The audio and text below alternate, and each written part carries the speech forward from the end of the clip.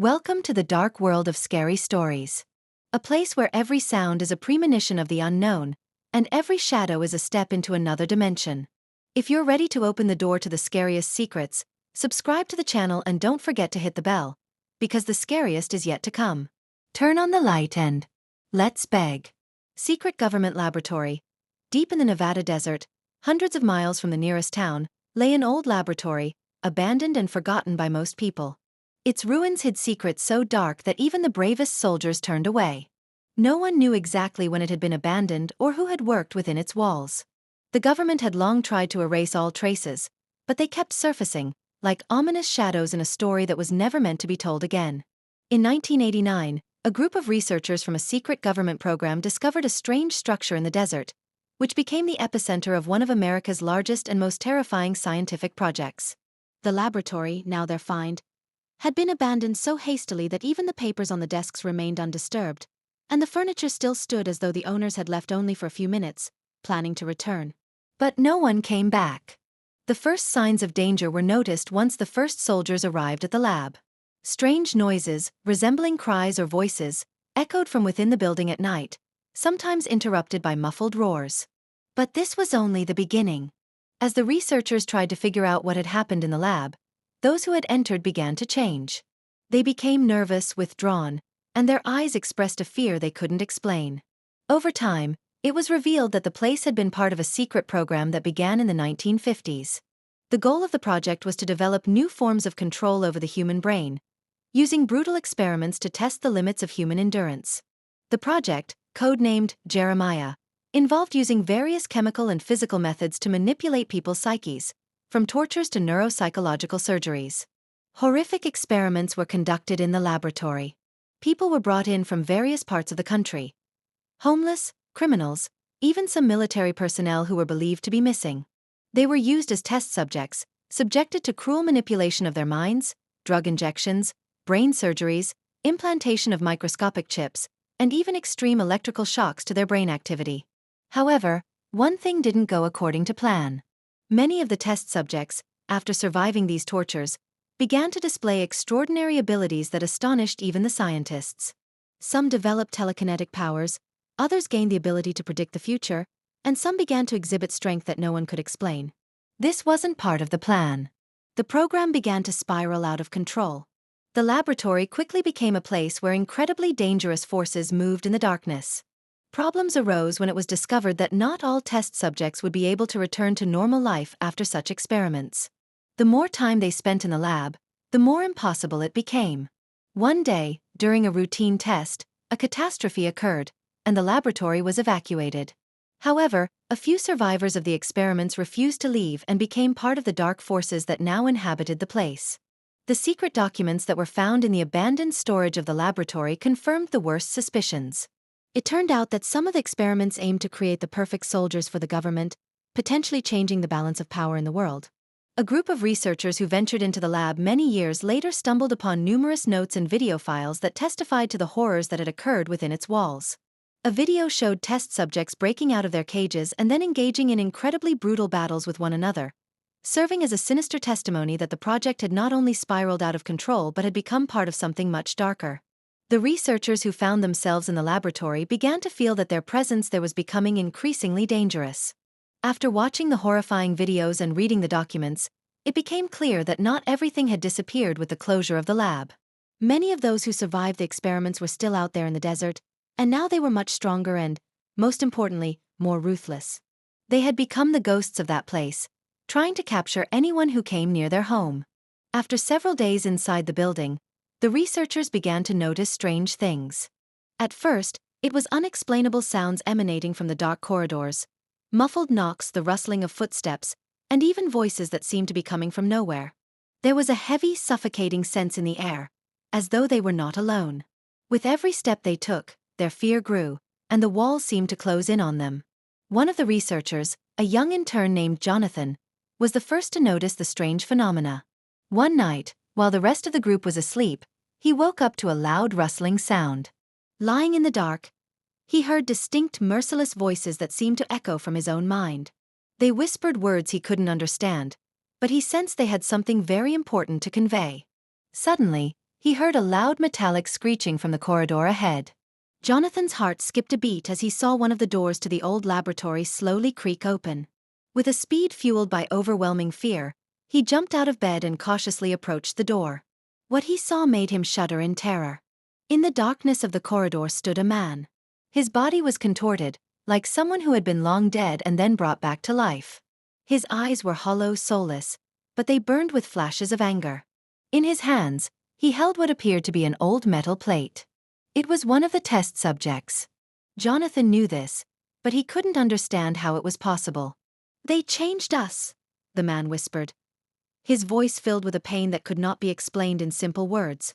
The man slowly approached Jonathan, his movements unnatural, like a zombie, but there was something in his gaze that was indescribable. Something alive, dying, yet desperately holding on to its unbreakable strength. Jonathan, barely able to compose himself, stepped back, but the man kept advancing, his movements growing faster, each step heavier, as if in a nightmare. Just before he could grab Jonathan, he ran to the laboratory, and despite his best efforts, he couldn't escape what was inevitable. As the doors of the laboratory slammed shut behind him, Jonathan realized they were not safe. Everyone gathered together, but the atmosphere had changed. This was no longer just a place where cruel experiments were conducted. The laboratory had become a living organism, taking the form of a monster that consumed anyone trying to uncover its secrets. And then they understood why the laboratory had been abandoned so quickly. It wasn't just a temporary base for a government project. It had become something else, something dark and terrifying, with its own mind, its own life. This project wasn't just an attempt to create perfect soldiers. It had become an effort to awaken forces that humanity was never meant to disturb. If the laboratory had once been a place for research and testing, it was now something else entirely. A cursed place, returning to exact revenge on its creators and anyone who tried to uncover its horrific secrets. All the scientists who had abandoned the laboratory had become part of it. Their souls had been swallowed by the darkness, and they had transformed into restless ghosts, waiting for the next to dare to enter this place. With each passing day, the researchers began to succumb more to the dark influence of the laboratory. Their thoughts became overwhelming, and they couldn't escape the haunting memories of the horrific scenes they had witnessed. This place was changing everyone it touched, becoming increasingly unbearable. The researchers realized they could no longer leave this place alive. They had become part of this horrific experiment, which had turned into a massive nightmare. And the worst part was that they couldn't even die. The laboratory wouldn't allow them to. If they wanted to escape, they would have to go through it all. Through the walls, through the spirits of the past, through death and horrors that had yet to fully unfold. But the most terrifying thing was that perhaps there was something more in the laboratory. Something that was watching them from the darkness, something they had not yet seen. The next night, all the researchers, including Jonathan, began to feel something incomprehensible and terrifying enveloping them from within. Sleep became nearly impossible. They were tormented by nightmares in which they saw themselves as parts of a horrific experiment, turning into soulless creatures. But the worst part was that the nightmares didn't end even when they woke up. Subconsciously, they felt the laboratory pulling them into its depths, and they became increasingly helpless. In the morning, when they gathered to discuss the events, a new catastrophe occurred. In the center of the laboratory, in the large room where the most terrifying experiments had once been conducted, one of the researchers, Liam, suddenly disappeared. They searched for him throughout the building, but his traces vanished into the darkness, as if the wind had blown away all his life. The only thing that remained was a faint, eerie sound, like someone grinding their teeth, echoing from deep within the basement. The longer they spent in the laboratory, the more it became clear that this place had its own mind. The fear that enveloped them became so thick it was hard to breathe, and each step felt like approaching an abyss. They couldn't understand what was happening, but they all felt that this place was trying to consume them. One day, after the scientists had scanned all the rooms of the laboratory, they stumbled upon a special room hidden behind secret doors. Doors that had never been noticed in any of the previous inspections. They were concealed behind thick walls, and it seemed as if the building itself was trying to hide them from prying eyes. But this time, the doors opened effortlessly, as if someone on the other side had invited them in. The room was completely covered with old papers, blueprints, and schematics, detailing all stages of the experiments. But the most striking thing was one particular object. On the wall hung a large painting that seemed to depict what was truly the heart of the laboratory. It was not just a drawing. It was a living image, constantly shifting. It left no one indifferent, and anyone who looked at it began to feel an indescribable sense of unease and fear. The painting depicted people screaming, but their faces showed no pain. They were empty, soulless, with eyes that expressed neither anger nor fear. Only emptiness. And within that emptiness was something that could not be described in words. Something dark, that swallowed everything around it. One of the researchers, Sarah, couldn't stand it and approached the painting. She began whispering words she didn't even understand herself. Her hands trembled, but she couldn't tear her gaze away. Finally, she fell to her knees, her voice becoming muffled, and she screamed into the silence. They didn't leave us. They took us, and now we are part of this place. Everyone in the room felt something heavy and cold enveloping them. They started to breathe heavily, and tears streamed from their eyes, though they couldn't understand why. It was as if the laboratory itself was consuming their souls, forcing them to become part of its dark existence. Suddenly, the doors through which they had entered slammed shut, and the room plunged into complete darkness. Heavy, indistinct footsteps could be heard, as if something enormous was moving in the darkness and getting closer to them. In that silence, they all felt the air growing thick, as if step by step they were sinking into an overwhelming darkness where there was no escape. And then, in the darkness, they heard something that made them freeze in terror. The echoes of what remained from the previous experiments began to break through. These were low voices, whispering each of their names, as if they had long since become part of this place. And that meant their fate was sealed. They were no longer just researchers. They had become part of this dark experiment, and the laboratory no longer allowed them to leave its walls. And although each of them knew they would likely never leave this place alive, they also understood that this was no longer just a laboratory. It was something more. It was an evil that had broken free and would never let go of its new inhabitants. The darkness around them grew even thicker, both physically and psychologically. This was a place that lived, and along with it those who were inside it. The scientists began to notice that the laboratory was not only affecting their bodies but also their thoughts. The words they heard in the darkness were no longer just ghostly voices. They started uttering their own names, and then, the names of their relatives. It was as if it wasn't just a ghost, but a real mental attack on their minds. Each of them began to see their own fears, rising from the depths of their subconscious. Jonathan, who could not escape thoughts of his past sins, felt the darkness trying to consume his heart. Sarah, who had spent her entire career working with mental disorders, realized that the laboratory was not just studying the psyche, it was destroying it, tearing it apart. Meanwhile, the sounds continued to draw nearer. The scientists could hear heavy footsteps breaking the silence, as if someone was breathing heavily through the doors. The floor began to crack beneath their feet, and the walls trembled, as if the laboratory itself could sense their fear. They realized that something or someone was with them. And it was something they could not avoid. From the moment the doors behind them slammed shut, they were no longer themselves. The laboratory had tangled their memories with reality, and each of them now doubted where the line was between what was happening and what they were imagining in their minds. They all began to feel their minds slipping away from them, as they slowly lost their ability to think rationally. All except for Jonathan. He began to feel a strange clarity, a kind of destruction of all the boundaries that had once held his mind in place. It was as though his consciousness had opened up, and he saw that this entire place, the whole laboratory, was, in fact, one giant experiment, created not for people, but to find a way to control the mind. Jonathan understood that the laboratory was more than just a building. It was something alive, and its purpose was singular: to break the human soul. To make it part of itself, turning people into its own essence. He began searching for a way out, and although his legs were weak from fear and exhaustion, he could not stop. He found a small, narrow staircase leading down. But when he descended, he found himself in an even more terrifying place. A vast, dark room filled with metal boxes, inside which strange figures were fixed, from which loud, indistinct screams began to emerge. At the sound of them, everything inside Jonathan went cold. But at that moment, he saw her, a creature slowly moving in the darkness. Her eyes were empty, but Jonathan felt how her gaze pierced him, as if she could see his entire soul. She was one of those who had survived the experiments, but now she looked completely different. She was no longer human, only a shadow that preserved her memories and the terror she had endured. There was neither pain nor death in her movements. She was something higher. And then he understood. They had all become part of the laboratory. They had become part of its dark essence. And even though they hadn't been physically killed, their souls had been captured and sealed within these walls. They would never leave this place. Suddenly, the labyrinth of corridors and rooms began to change, as if the building itself was reacting to his realization.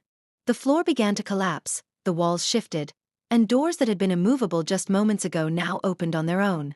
Jonathan was once again faced with a choice: stay or venture in search of what he was seeking. He understood there was no choice. If he stayed, he would become part of this place. If he fled, the laboratory would take him again, just as it had taken everyone else. But did he really want to escape? Perhaps only those who become part of this place will ever understand all its secrets. Perhaps this was the fate of all who entered. In the darkness, among the endless corridors, Jonathan felt his body slowly begin to melt into this place, becoming one of the many shadows that filled the labyrinth. And the laboratory once again gained a new part. Only now, he had become part of its mind, its terror, its dark power. Jonathan no longer felt his own body. His consciousness smoothly transitioned into something dark and unclear. He was now part of this place, part of the laboratory, which no longer appeared as just a building. It was a living, breathing monster, consuming not only bodies but also souls. In the darkness, he could feel his own essence beginning to dissolve. Yet, in the void that consumed his mind, a new consciousness, new thoughts, began to emerge. And here he was again. Deep down, he sensed that this was no longer him, but something else, something new, something created through the horrific experiments. He had become like those unfortunate test subjects, led to the brink of life and death, and then brought back to this world. His mind was filled with memories that were not his own. Memories of those who had walked this path before, memories of how each new victim became part of this laboratory, their souls returning to the darkness that could no longer be recognized. But something had changed. The laboratory suddenly stopped being a soulless machine that turned people into monsters. It began to respond to Jonathan, becoming more alive, more sensitive. His presence was altering it, and he felt more and more connected to this place. But the deeper he sank into its depths, the more he felt that there was something in the laboratory it was afraid of. The shadows moving along the walls were not just imagined fears. They were a real threat, something greater than the laboratory itself, and it was growing stronger. At that moment, Jonathan felt his mind being transported to one of the rooms that had not been explored yet. There was a wall, covered in barely noticeable marks. They looked like ancient runes that could neither be removed nor destroyed. But there was something else. As soon as he approached the wall, they began to glow. From the darkness, ancient images began to appear. Visions of people who had once endured the most terrible torments. It was not just their faces but pieces of their souls. Their suffering had been imprinted on the wall, and now he was forced to watch as their bodies, subjected to horrific tortures, transformed into restless creatures. At that moment, Jonathan realized the horrifying truth. The laboratory was not simply experimenting on people. It was not just forcing them to suffer. It was trying to create something more. It aimed to achieve what no one else had, to create a new form of life, free from all limitations. But the most terrifying part was that this new world was a light without human emotions. It was simply a void, where there was no room for compassion or mercy. All who had survived these experiments had become part of this dark process. They had lost their individuality, become parts of the very research, and now, when their souls had been fully consumed, they had been transformed into a new type of existence, a mere copy of themselves, but without souls. And with each such experiment, with each new trial, the laboratory grew stronger. And it waited for new people to appear, people it could turn into its creations. But Jonathan was not like the others. He felt that his mind was increasingly losing its human essence. Yet, he still held one hope. One small, trembling hope. He remembered those parts of his mind that had remained unchanged. He was part of the laboratory, but not its creation. And that gave him a chance. He began searching for weak spots in the laboratory, looking for a way to escape its influence. In the labyrinth of dark corridors, he found an old console that looked outdated, but it was connected to the laboratory's main system. As soon as he connected to it, something shifted. The laboratory began to sway, like a living creature battling an internal enemy. It could feel how its subject was trying to escape, and this provoked its wrath. But Jonathan did not give up. His consciousness no longer belonged to him, but he felt that he could still control certain aspects of this place. And now was the best moment to force the laboratory to reveal its secret. The sound of alarms broke the silence, and a new creature appeared from the darkness. It was one of those who had once survived the experiment, but this time, it looked entirely different. It was enormous, a grotesque monster with countless eyes and mouths tearing through its skin, like cracks in a wall. The laboratory had created a monster that was now its new creation, its new master. But at that moment, Jonathan felt that the power of this creature was limited. He knew that only by escaping the laboratory and destroying its central core could they restore their lives. And with each step he took, to leave, to find the answer, something within him began to change. He was no longer just a scientist. He had become part of what he had once tried to stop. And at that moment, Jonathan understood that he could no longer leave this place without becoming part of the laboratory. Jonathan stood, gazing at the massive creature that now engulfed the darkness, like a living shadow seeping into the walls of the laboratory. His mind was torn into pieces. Part of him wanted to escape. Part of him understood that escape was impossible. His consciousness was gradually turning into a formless image, and he couldn't be sure where he ended and where the new him began. The creature, the result of one of the laboratory's greatest experiments, slowly approached him. It did not resemble a human. Its skin was torn and dry, its eyes numerous, but all glowing the same dark red fire, like shards of souls left behind after death. It moved slowly, like a predator savoring its prey. Jonathan felt each of his steps echo in this reversed space, in this grotesque world that had once been a place for research and scientific discovery. This was no mere monster. It was the laboratory itself, birthed into a new form to grow stronger, to preserve its power. Jonathan understood that the only thing he could do was break this cycle. He found within himself the last remnants of strength to gather his consciousness. His thoughts were racing, and he was no longer just the one who was afraid, but the one who felt responsibility. In this terrifying place, he would have to make a decision that would change everything. The laboratory, like the monster, was the result of years of ruthless experiments on the human soul. It had made people lose everything. Not only their bodies but their very essence, their identity. To stop this, I have to destroy it, Jonathan thought, staring at the monstrous creature that was drawing nearer. And then, he found what he needed. Deep in the laboratory's underground, on one of its levels, he discovered an old server room. It was cluttered with broken computers and machines that had long stopped working, but the central server, which controlled all the experiments, remained intact. Jonathan knew this was the only place he could break. He began carving his way through the ruined corridors, feeling his physical strength waning, but his will to fight remained unyielding. He couldn't allow the laboratory to continue its evolution. He couldn't allow it to create more of these horrific creatures because he knew that the next victim could be someone else. Someone who wouldn't be ready to face this evil. Step by step, he reached the server room, and when he entered the code, a message appeared on the monitor saying the system was protected. But Jonathan was prepared for this. He had seen researchers modify and deceive the system many times. He knew where the weaknesses were. Now, all that was left was to execute the final code that would activate the laboratory's self-destruct protocol.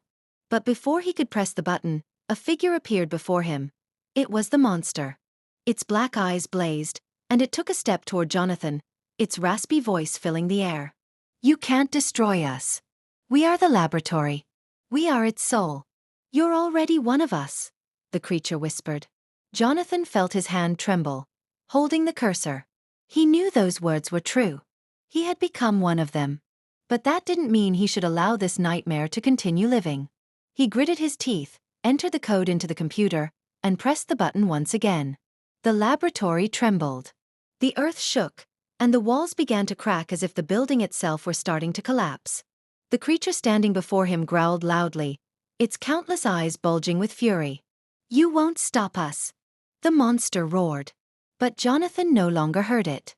He watched as the world around him began to dissolve into darkness.